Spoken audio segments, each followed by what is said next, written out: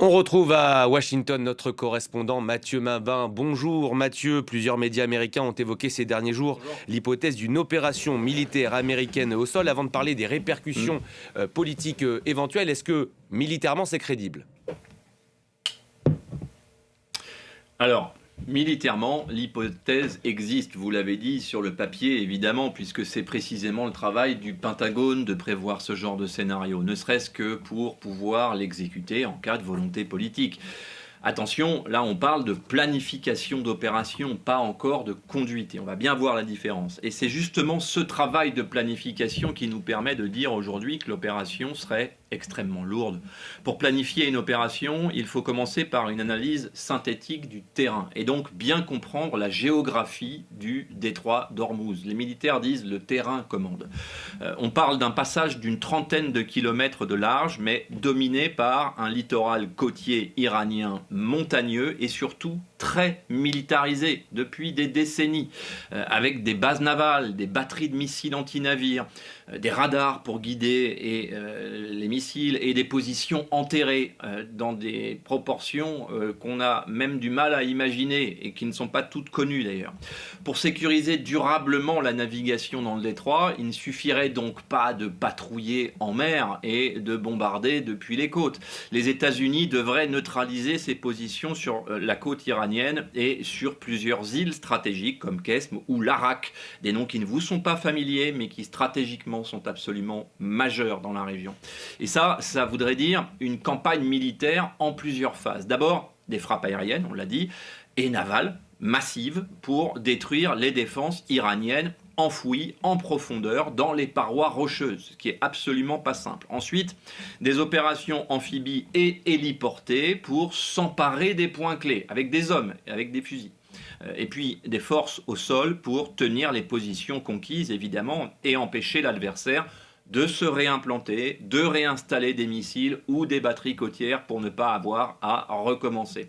Alors, soyons parfaitement clairs, militairement, l'armée américaine en a les capacités. La 5e flotte, les groupes aéronavals et le corps des Marines des États-Unis sont précisément entraînés pour ce type d'opération sur le littoral. Avec l'effectif de la 82e division aéroportée cette fois, dont l'annulation récente d'ailleurs des principaux programmes d'entraînement laisse justement penser qu'une opération terrestre pourrait être en préparation, une manœuvre de cette ampleur est techniquement à la portée des États-Unis. Mais le problème n'est pas la capacité dans le fond. Le problème c'est l'escalade, évidemment. On en parle tous les jours et on va en parler encore. Puisqu'une fois des troupes américaines sur le sol iranien, on entrerait dans une guerre ouverte, évidemment, avec un État de près de 90 millions d'individus quand même. Et c'est précisément ce qui explique pourquoi à Washington, beaucoup de responsables militaires parlent d'un scénario possible, mais aussi d'un scénario extrêmement risqué.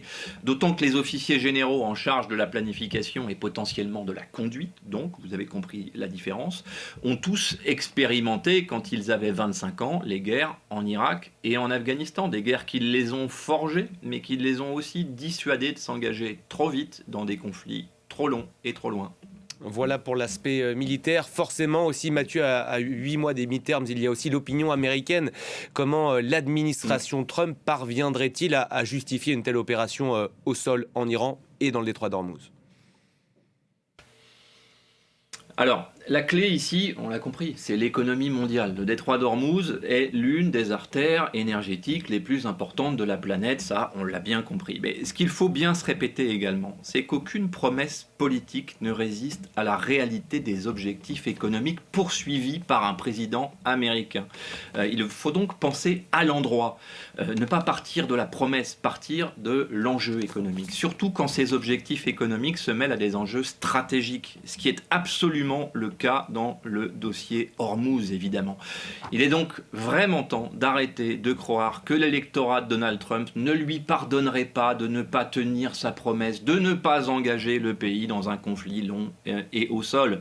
Ce que les électeurs de Donald Trump ne lui pardonneraient pas, c'est une dégradation significative et durable de leur situation financière, tout simplement. On dit ici, un électeur américain vote avec son portefeuille. Ça peut paraître simpliste, mais c'est une réalité. C'est là que se situe le risque politique pour Donald Trump. Encore une fois, environ 1/5 du pétrole consommé dans le monde transite chaque jour par le détroit. Si ce passage est bloqué, durablement en tout cas, les prix du pétrole peuvent s'envoler très vite. On l'a vu, on l'a déjà vu. Et les Américains le ressentent immédiatement. Pour l'instant, à la pompe, mais en cas de crise majeure, à la caisse des supermarchés. C'est pour cela que dans l'argumentaire de Washington, la question n'est pas seulement militaire, vous l'avez compris. Elle est stratégique et économique. Une administration américaine peut expliquer qu'elle agit pour garantir la liberté de navigation et donc stabiliser l'économie mondiale. C'est possible. C'est un argument qui a déjà été utilisé dans d'autres crises maritimes d'ailleurs. Mais il y a une autre réalité quand même, qui c'est vrai à la peau dure, une réalité politique aux États-Unis. C'est vrai. C'est encore une fois, depuis l'Irak et l'Afghanistan, l'opinion publique est plus prudente, c'est vrai, face aux guerres longues au Moyen-Orient. Dans le camp démocrate, beaucoup d'élus disent d'ailleurs clairement qu'ils ne veulent pas d'un nouveau conflit terrestre. Donc oui, Washington pourrait tenter de justifier une opération limitée pour rouvrir le détroit, mais dès qu'il serait question d'engager des troupes au sol contre l'Iran, le débat public et politique à Washington deviendrait évidemment plus tendu et surtout, il faudrait que les opérations soient bouclées des mois avant les midterms, parce que concrètement, c'est le principal enjeu. Gauthier, intéressant ce que nous dit Mathieu sur le supposé non-interventionnisme de la base MAGA, mais qui finalement, dans des moments comme celui-ci, réfléchit avec son portefeuille. Tout est une question de moment. C'est exactement ce que vous venez de dire. C'est-à-dire que cette base MAGA, actuellement, évidemment, va réfléchir en fonction du coût de la vie. Et effectivement, il y a d'abord le prix du carburant, mais après, il y a le caddie. Ce n'est pas le sort de la population iranienne qui l'importe. Qui lui importe en premier. Ouais. C'est évident. Et en revanche, ce qu'on peut constater aussi aux États-Unis, c'est que quand le minimum est assuré, c'est-à-dire le caddie et la pompe, alors là, l'électorat MAGA est extrêmement, MAGA ou d'autres, est extrêmement attentif, on va dire, à des gratifications qui sont plus de l'ordre du politique, du symbolique, de la morale, enfin de ce qu'ils considèrent comme étant la morale et l'éthique.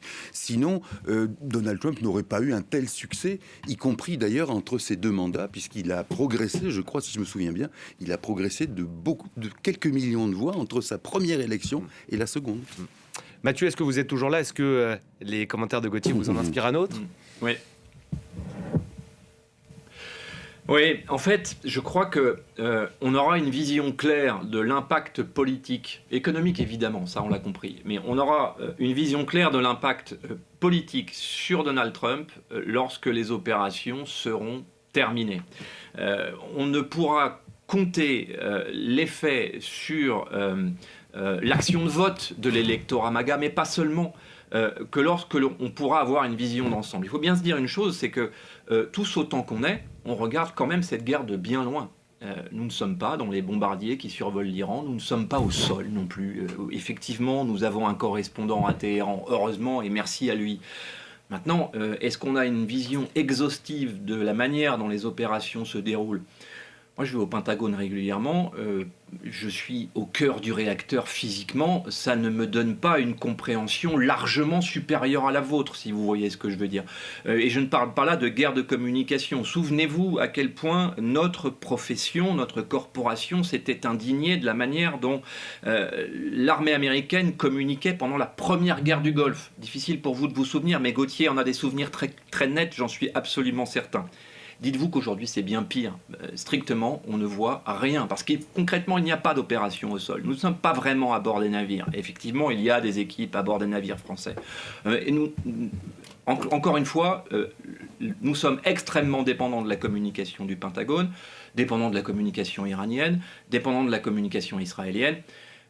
Nous serons informés sur les faits réels, mais pas maintenant, pas tout de suite. Et donc, il est impossible en réalité de faire de la prospective. Merci beaucoup Mathieu pour tous ces éléments. On se retrouve bien sûr très vite sur nos antennes.